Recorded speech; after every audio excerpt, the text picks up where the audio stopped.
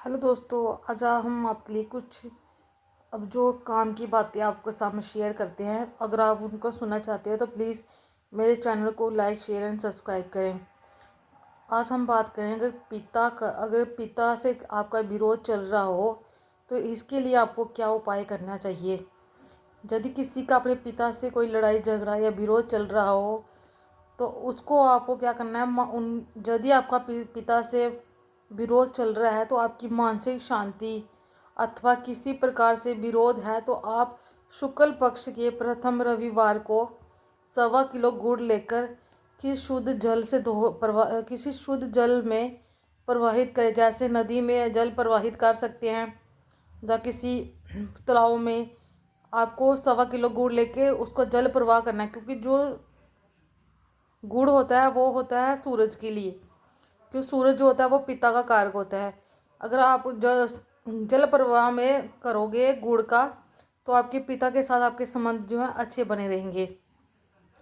इसमें आप इस बात का अवश्य ध्यान रखें कि जल की धारा जो होती है आपकी ओर ना हो। जो जल में आप गुड़ प्रवाह करोगे उसकी जो पानी जो बहता है वो आपकी तरफ ना हो, तभी आप उसको जल प्रवाह करें। इससे जो जल की दशा जो होगी वो विपरीत, मतलब उस तरफ जा रही हो तभी जल प्रवाह करें, ठीक है, गुड़ को।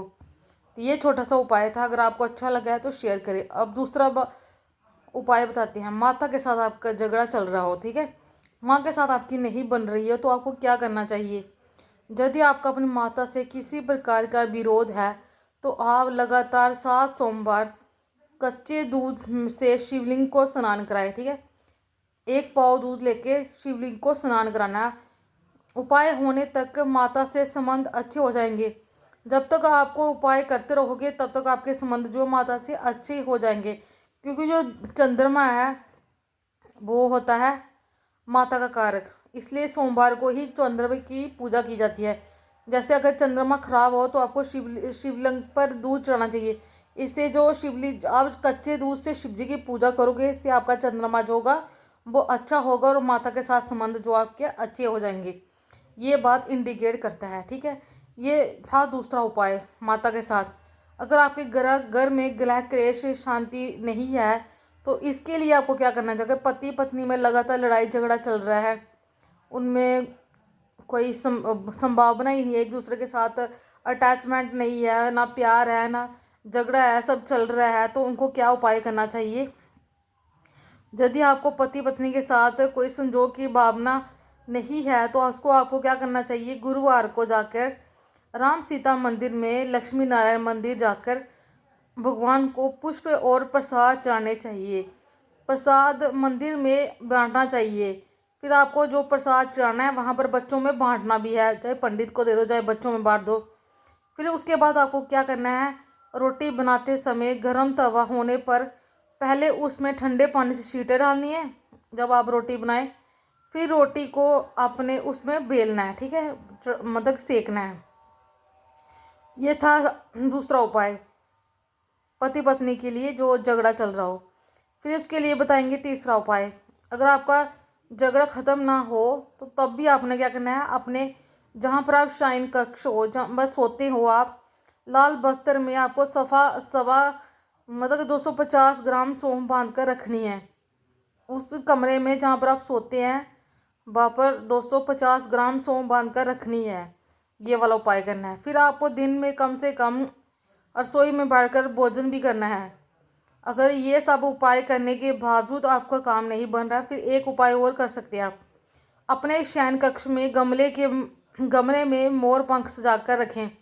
जहाँ पर आप सोते हैं तो गमला है छोटा सा, उसमें मोर के पंख रख दें और कमरे के बाहर से दृष्टिकोण ना हो, जहाँ से कमरा में कोई जांग नहीं जाती हो, मतलब आर पार ना दिखता हो, तो आप वहाँ पर ये रख सकते हैं मोर का पंख। फिर पत्नी पत्नी जो होंगे वो दोनों में आपकी सुलह हो जाएगी। आपका जीवन जो है पटरी पे आ जाएगा। ये था आपका छोटा सा उपाय। अगर किसी के और भी कुछ जानना है तो आप मेरे से पूछ सकते हैं। ये छोटे छोटे वीडियो देखने के लिए प्लीज़ मेरे चैनल को लाइक शेयर एंड सब्सक्राइब करते रहे। और ये अगर किसी का केतु खराब है तभी ये संबंध टूट जाते हैं। राहु खराब है 7th हाउस में, यहाँ पर 7th हाउस में यहाँ पर ये दिख रहा है 3 नंबर लिखा हुआ है, तभी आपके संबंध अपनी पत्नी से टूट जाएंगे। राहु होगा तभी टूट जाएंगे, मंगल होगा तभी टूट जाएंगे, और केतु होगा तभी टूट जाएंगे। इसके लिए ये उपाय बता रही हूँ। अगर आपको अच्छा लगा तो प्लीज़ मेरे पे चैनल को लाइक शेयर एंड सब्सक्राइब करें और मुझे फॉलो करते रहे। छोटा सा वीडियो था, आपको अच्छा लगा है प्लीज़ मेरे चैनल को वॉच करें और ज़्यादा से ज़्यादा मुझे सपोर्ट करें। थैंक यू दोस्तों।